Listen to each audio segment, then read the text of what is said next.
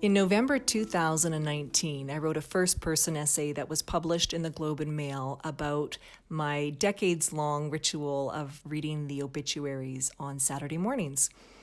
I started reading the obits when I was in my 20s, and I recently turned 50, and in that time I have read thousands upon thousands of obituaries.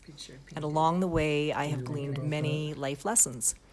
And that's what the first-person essay was about.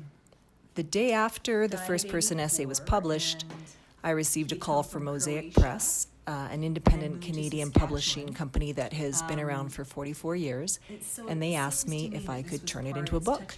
And so began the life of Obittersweet, Life Lessons from Obituaries.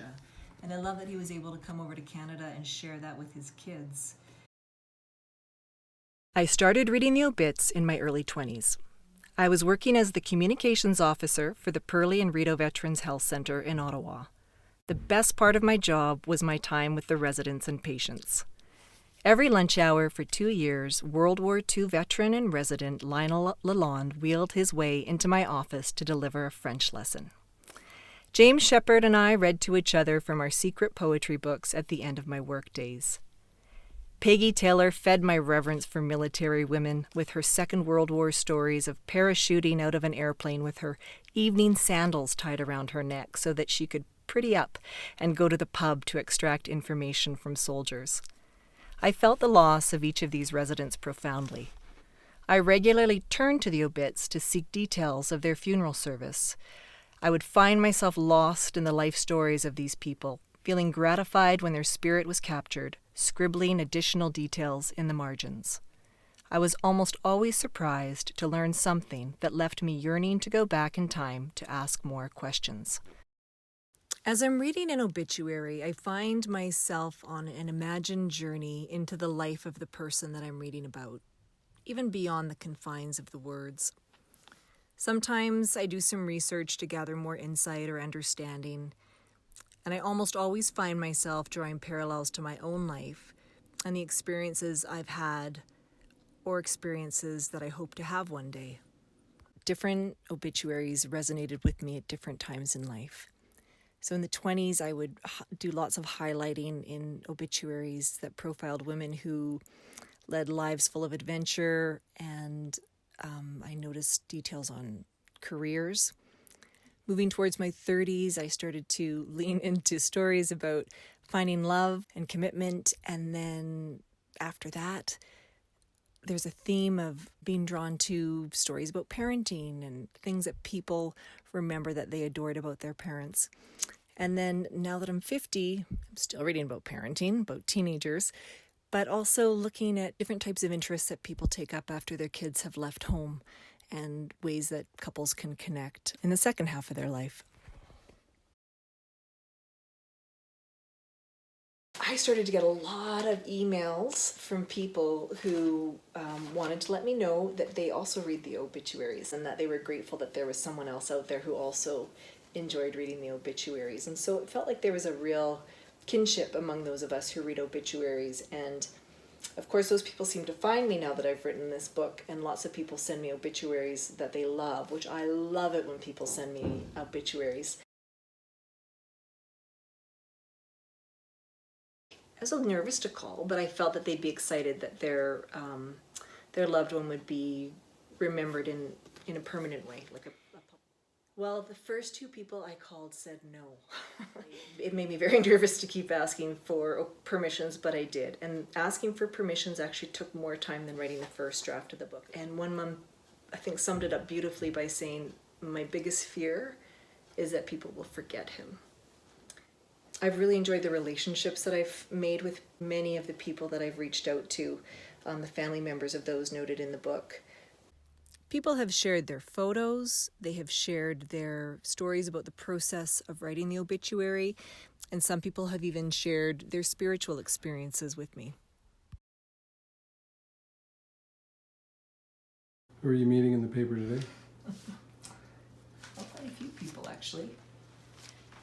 I love this. Look at how lettuce and zucchini, how can you not? How can your eyes skip over that without being drawn in? Every spring, Dad would take out his tabbed wooden seed box and plant his garden. He took great pride in feeding us vegetables he had grown himself, deftly naming varieties of lettuce and planning ways to hide dreaded zucchini in dishes. Spring was celebrated with wheelbarrow rides, and summer brought trips to pick strawberries. We complained about spending Saturday mornings picking weeds, but we loved the fresh yellow beans. Okay, this is a great example, this one here, of how I look for quotation marks. So I like this one. At 65, instead of retirement, Jean chose rewirement. Never a moment of boredom as she took courses, gave courses, volunteered at Baycrest, and continued to nurture her expanding family. Rewiring? Rewirement instead Rewirement. of retirement. Someone coined that. Nice. Very clever. So here's the double M dash, where you have a modifier, like an added thought that's stuck in the middle of the sentence to yes, bring more meaning and personality to a sentence. I love these. I often look for these little dashes. Her ready laugh and her wicked sense of humor either brought joy, dash, or confusion and consternation, dash, to all. I love that. That reminds me of my dad. And then... Oh, here we go. Hello. The hanging out in the obituary sanctuary today, hey? This is the spot. Well, there's lots, but this is the best spot. What do Look you how got? long these obits. What do you got today? Look at how long these obits have become. They're like a eulogy and obituary in one. I've got a couple here. Well, there's lots. They're huge. But, okay, so I've told you before, Ellen, about the scanning for exclamation marks. Here's a great example. It is with admiration and love that I say Sheila was a terrible cook. But this is the best part. This is the part that I think is very telling of the type of person that Sheila was. However, she never once hesitated to host large family gatherings for potluck dinners with a hearty game of pickleball in the potato storage barn to work up an appetite, and then skeet shooting after dinner with dessert and coffee in hand. So her terrible cooking, didn't get in the way of her sharing time and being hospitable to good friends and family. The Gorilla Glue really jumped out when I was reading this. He believed that Gorilla Glue was the fixer of all things, including the frame of his 1987 motorhome, which raised a few eyebrows. Oh, this is good. He was not a fan of lineups or traffic jams and would reroute no matter how much time was added to the journey. If someone passed him in traffic and ended up at the same stoplight, it was guaranteed that he would honk and wave. That's great. I have a keen eye for strong adjectives, and I find myself looking for suffixes like ful, so for words like powerful or colorful, the suffix les, fearless, careless, ous, disastrous, spontaneous, ly, bravely, foolishly. I'm going to read to you from Obittersweet. Each life lesson starts with the full name of the person, the years they lived, an excerpt from their obituary, and then my narration, which is a sojourn into their life through my eyes. And each one ends with a question to encourage you to consider how you might glean goodness from the obituary for your own life. The February chapter is entitled Move Over Tinder, and it's stories about love. Underwhelming first encounters. Charles William Bill Cooper, 1926 to 2019. Bill had briefly met Marge Lewis in Jasper in 1953, and they instantly disliked each other. After reconnecting in 1964, they eloped on a locomotive. They raised their family in Kamloops, BC, where they lived for 40 years before moving to Calgary in 2006. I appreciate the honesty of this obituary.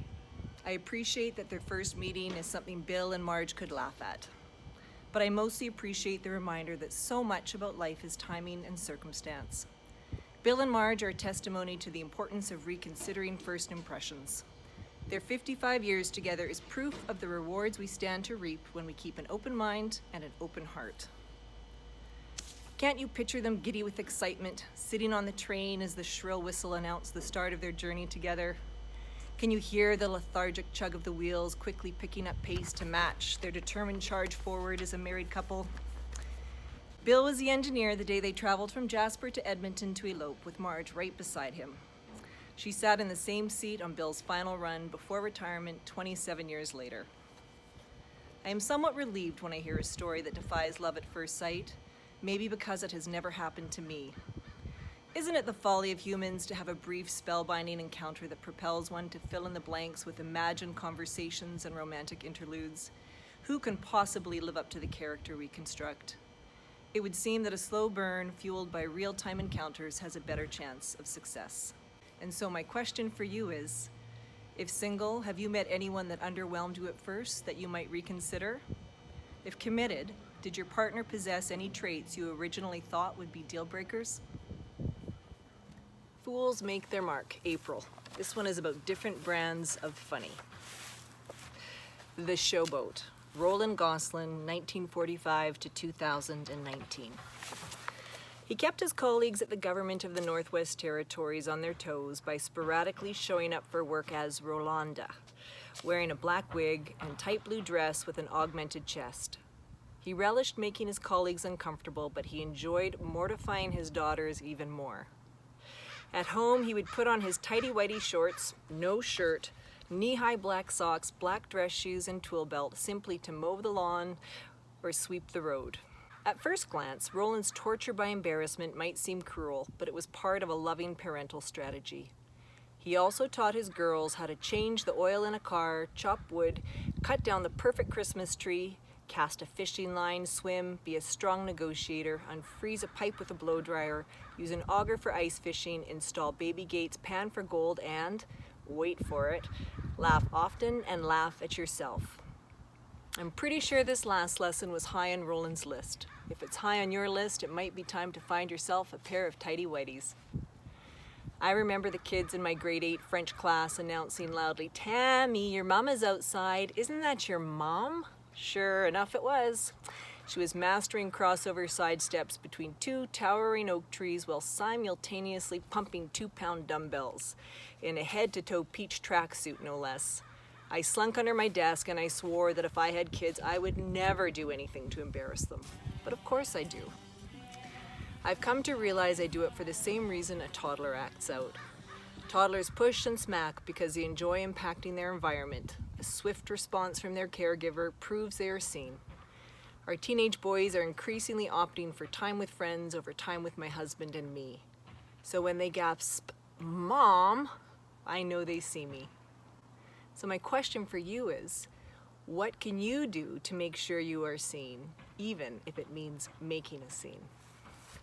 The September chapter is dedicated to Terry Fox, and it's a collection of stories of resilience in the face of adversity. And this lesson I'd like to share with you is Grow Deep. Zachary Schuyler Laird, 1997 to 2010. After a long and courageous battle with brain cancer, Zach passed away peacefully in the early morning of May 2nd. His light shone out to the world until his very last breath. As his body wasted away, his spirit grew stronger and more beautiful. I like to imagine that Zach grew to be aware of the spirit that glowed from the deepest depths of his being, that he felt the light he exuded to others return to him manyfold, that in his 13 years he might have learned what many of us never learn in a lifetime, that a short, deep life is more abundant than a long, shallow one. What if we consider life in the context of volume? Volume equals length times width times depth, rather than measuring it as a linear timeline. If we shorten its length, we can still achieve the same volume. How? We increase our depth. We go deeper into our thought, purpose, and connection to others. In the context of volume, Zach lived a life of epic proportions. I wish for Zach and his family that he had lived a longer life. But Zach didn't need a long life to gift us inspiration for living more deeply and purposefully with whatever life we have left. And my question for you is there a shift that you can make to increase your inner depth? Immediately after the advance copies of Obittersweet landed on my doorstep from the printer in Montreal, Bonnie Henry came out with the December 2nd orders that made it very clear that even drive-by book readings wouldn't be allowed. And so I had to figure out a way to celebrate the milestone without involving other people other than my own family and my own bubble. And so I went to Value Village and I purchased a bunch of ornaments, Christmas ornaments, and I wrote with a marker one of each of the 120 life lessons from the book on each of the ornaments, and I hung them on the tree in front of our house. And it was beautiful. My teenage boys came out and they helped hang ornaments with me. My husband quietly found the floodlights in our messy garage and lit up the tree, and it was a silent but really meaningful book launch. And then when February rolled in, I took the lessons from the February chapter of the book and I wrote them on big hearts and hung them on the tree. And I put a little post on Facebook inviting people to share a life lesson learned from someone that they had loved about love. And I received quite a few beautiful lessons, and I wrote those on hearts too, and I added those to the tree.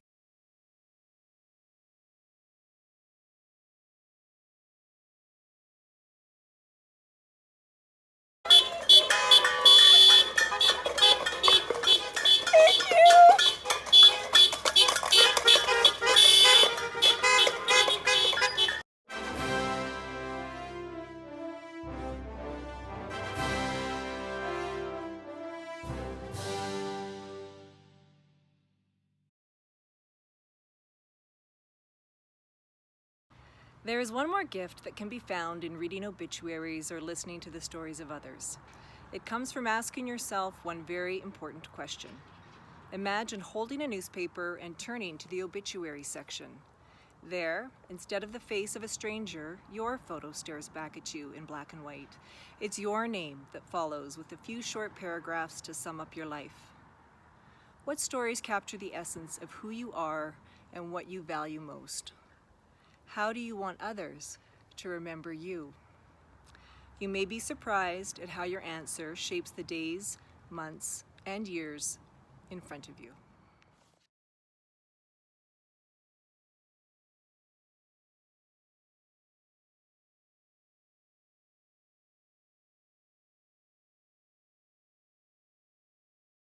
All right, Marge.